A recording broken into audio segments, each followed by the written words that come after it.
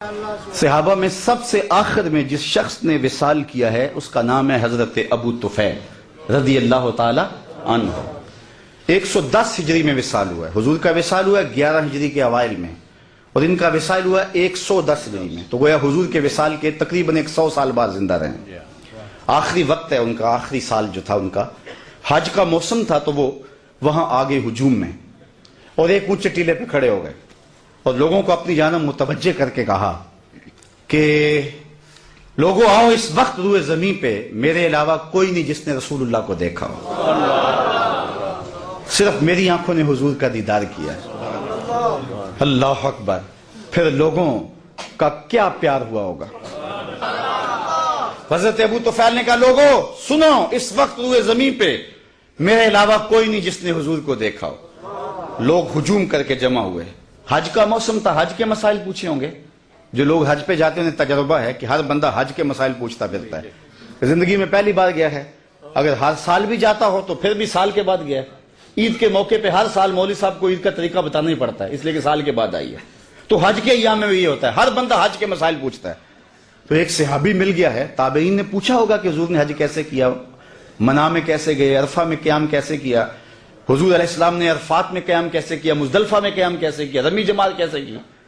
لیکن تاریخ کا جواب نفی میں ہے، کسی نے حج کا مسئلہ نہیں پوچھا، کہا صف لنا رسول اللہ صلی اللہ علیہ وسلم، تم نے حضور کو دیکھا ہے تو بتاؤ حضور کا چہرہ کیسا تھا، حضور کی آنکھیں کیسی تھی، آنکھوں میں ماں ذات کے ڈورے کیسے تھے، زلفیں کیسی تھی، حامیم کے کنڈل کیسے تھے، صف لنا رسول اللہ صلی اللہ علیہ وسلم۔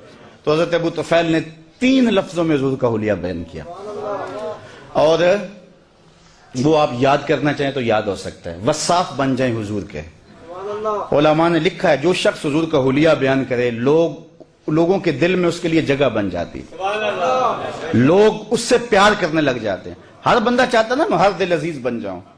تو میں آپ کو بتاتا ہوں، اگر نسخہ بتا رہا ہوں، وہ سنیاسی بابے تو ساتھ لے کے نسخہ مر جاتے ہیں، لیکن میں آپ کو نسخہ دے کے جا رہا ہوں۔ اگر چاہتے ہو کہ ہم ہر دل عزیز بن جائیں، حضور کے حسن کے قصیدے پڑھا کرو، لوگ تم سے پیار کریں گے۔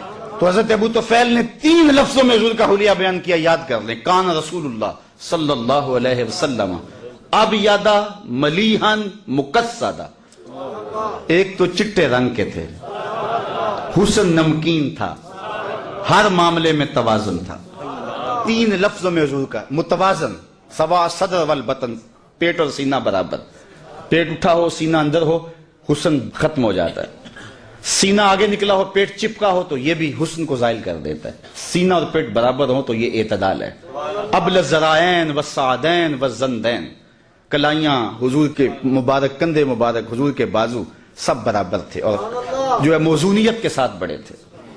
کان رسول اللہ لیس بالطویل الممغط ولا بالکثیر المتردد، قد ایسا کہ نہ پست کہا جائے نہ بہت لمبا کہا جائے، چونکہ بہت لمبا قد بھی حسن میں جو ہے وہ نقصان کا سبب ہے، چھوٹا قد تو ہے ہی نقصان کا سبب ہے۔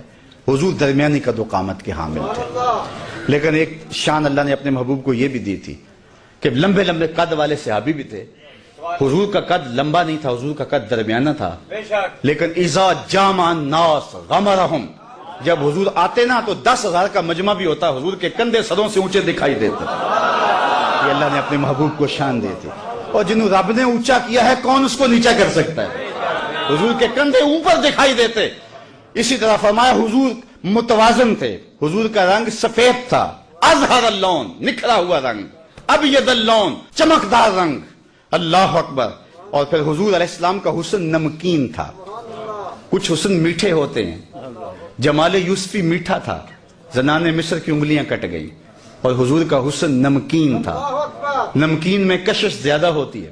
شاہ ولی اللہ محدث دہلوی فرماتے ہیں میرے والد نے حضور کو خواب میں دیکھا، یہی سوال پوچھا، حضور حسن سبی کی نسبت حسن ملی کے اندر کشش زیادہ ہوتی ہے، اور آپ نے خود کہا ہے انا املا ہو واقعی یوسف اسبہ ہو، میں نمکین حسن والا ہوں، میرا بھائی یوسف میٹھے حسن والا تھا، لیکن وہاں انگلیاں کٹ گئی، یہاں کوئی ایسا واقعہ پیش نہیں آیا، تو اس کی کیا وجہ ہے جبکہ حسن ملی زیادہ پرکشش ہوتا ہے؟ تو حضور نے جواب کیا دیا، جمالی مستور عن اعین الناس غیرۃ من اللہ، اے عبد الرحیم، اللہ نے غیرت محبت کی وجہ سے میرے حسن کو لوگوں کی نظروں سے چھپا دیا، کوئی محب نہیں چاہتا کہ میرا کوئی محبوب دیکھے۔ कतील शिफाई तो यहां तक आगे बढ़ गया कि इस हद तक बढ़ गई है बेएतमादी कि तुझको तुझसे भी छुपाना चाहते हैं। वो कहता है मेरा जी चाहता है मेरा यार आईना भी ना देखे, खुद भी अपने आप को ना देखे। तो कहा मेरा हुस्न लोगों की नजरों से छुपा के रखा गया है।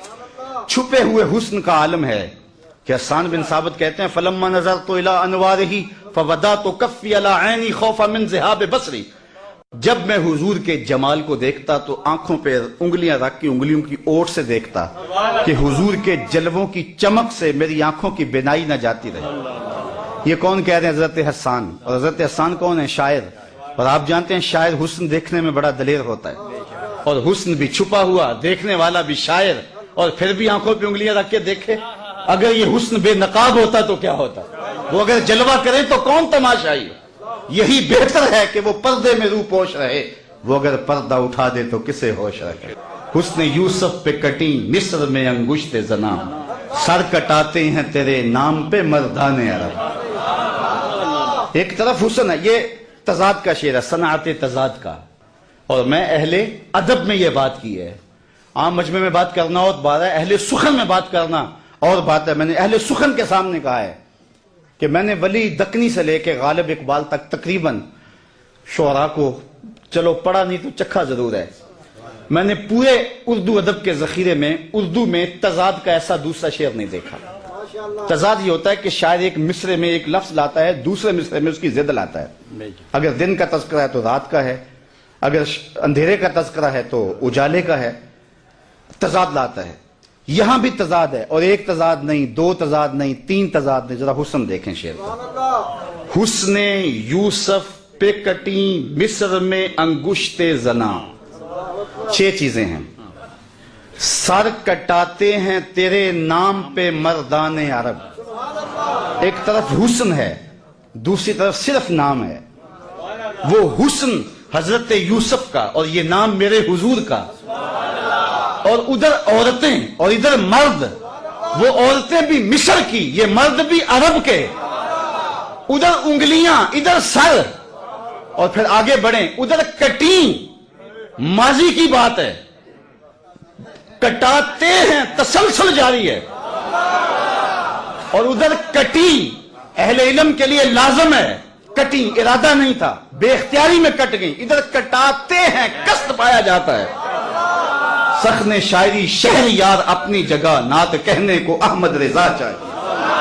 उसने यूसुफ पे कटी मिस्र में अंगुश्ते जना, सर कटाते हैं तेरे नाम पे मर्दाने अरब। व आखिर दावाना अनिल हम्दुलिल्लाह।